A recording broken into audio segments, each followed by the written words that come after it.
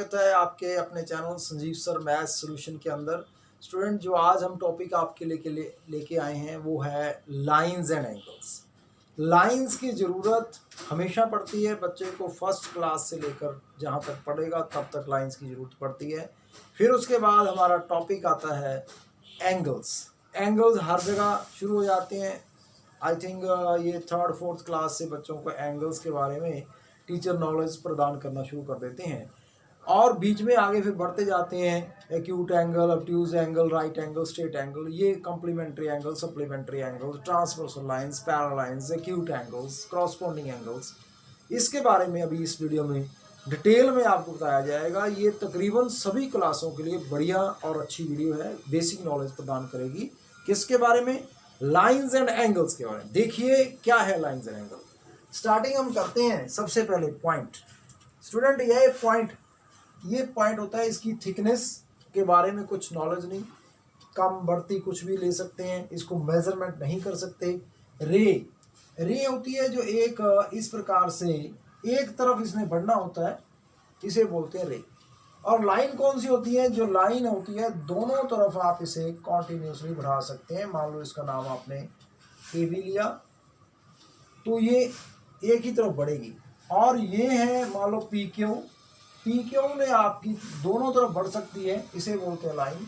Point हो गया जिसकी थिकनेस आप मेजर नहीं कर सकते। आप रे है एक तरफ बढ़ने वाली। लाइन जो होती है दोनों तरफ, इधर भी लेफ्ट भी राइट भी बढ़ेगी। और लाइन सेगमेंट एक पार्ट होता है लाइन का, उसे बोलते हैं हम लाइन सेगमेंट। ये हो गई लाइन सेगमेंट। इसकी नाप के आप बता सकते हैं कितनी है, 5 सेंटीमीटर, 6 सेंटीमीटर, मान लो ये 5 सेंटीमीटर। इसका नाप हो सकता है, इसका नहीं हो सकता है, इसका नहीं हो सकता। अब बात करते हैं नेक्स्ट, हमारे पास एक्यूट एंगल्स। कौन से एक्यूट एंगल? जैसे ये हमने बनाया, ये अपना एक्यूट एंगल है। इसके बाद ये भी एक्यूट एंगल है। तो जो angle 0 degree and 90 degree between किसके, 0 एंड 90 के बिटवीन जो एंगल आते हैं उसे एक्यूट एंगल बोलते हैं। ये दोनों एक्यूट एंगल। ऑब्ट्यूज एंगल कौन से होते हैं? 90 डिग्री एंड बिटवीन जो है 180 के बिटवीन जो एंगल लाई करते हैं उसे हम एक्यूट एंगल। जैसे ये एंगल बनाया मैंने, ये एक एक्यूट एंगल है। देखिए 90 और 180 के बिटवीन लाई करता है। मान लो हमारे पास ये 120 लिख दिया, ये एक्यूट एंगल। राइट एंगल तो आपको पता है ये 90 डिग्री का जो एंगल होता है उसे हम राइट एंगल बोलते हैं। अब स्ट्रेट एंगल की बात होती है, 180 डिग्री, मान लो ये एंगल है, यहाँ से चला यहाँ तक, इसे बोलते हैं स्ट्रेट एंगल। अब रिफ्लेक्स एंगल कौन से होते हैं? जो एंगल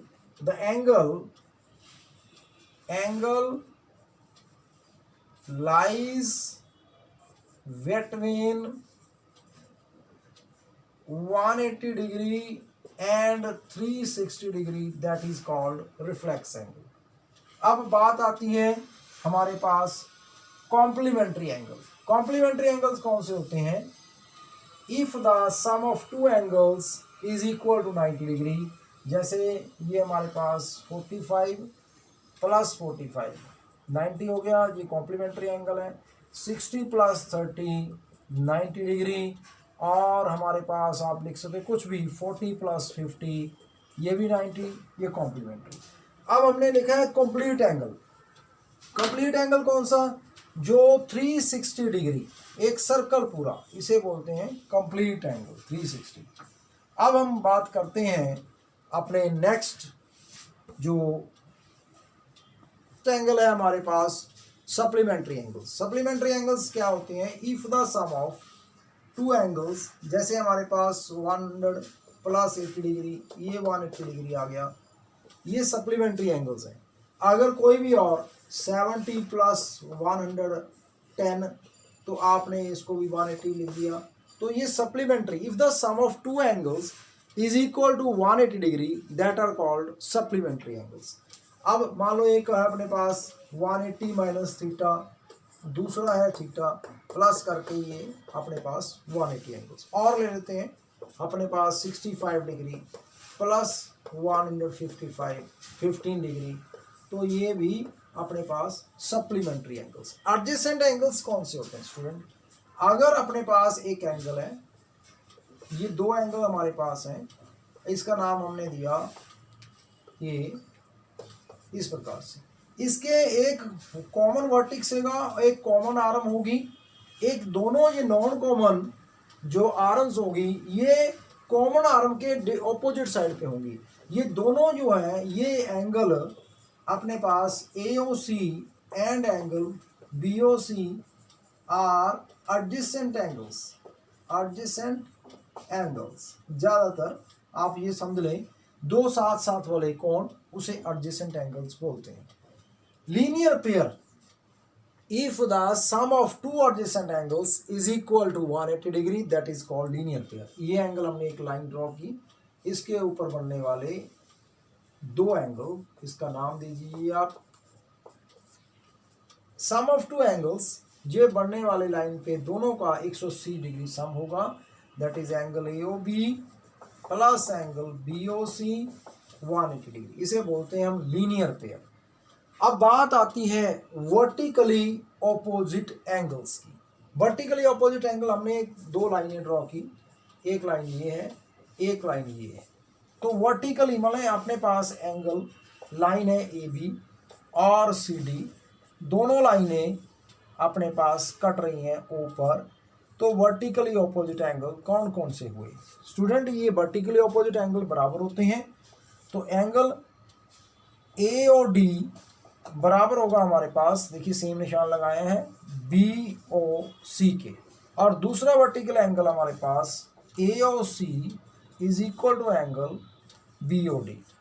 तो ये है vertically opposite angles. Vertically opposite मतलब एक दूसरे के ऑपोजिट है ये भी। अगर स्टूडेंट्स अभी आपने सब्सक्राइब नहीं किया चैनल को सब्सक्राइब कर लें, बेल आइकन को दबा दें। बहुत ही इंपॉर्टेंट जो टॉपिक आपके लिए A to Z बिल्कुल क्लियर करेंगे 100%, और आपको 100% ही समझ आएगा। अब नेक्स्ट करते हैं।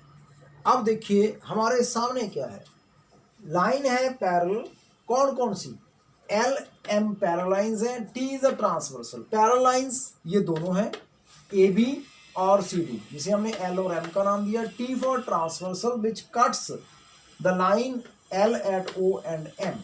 हमारे पास जो टॉपिक है जिसको डिस्कस करना है हमने, क्रॉसपोंडिंग एंगल। स्टूडेंट मैं इनको नाम दूंगा 1 2, यहाँ पे 3 और ये 4, यहाँ पे इसको 5, ये 6, कुछ भी नाम दे सकते हैं, 7 और 8। तो हमने 8 एंगल चूज कर लिए। अब ये पैरेलल लाइंस हैं, क्रॉसपोंडिंग एंगल कौन कौन से पेयर हैं जो क्रॉसपोंडिंग? एक तो ये 1 और 5 देख लीजिए, इसको मैंने 1 और 5 को कर दिया। एंगल 1 क्रॉसपोंडिंग टू एंगल 5, पहला पेयर हो गया।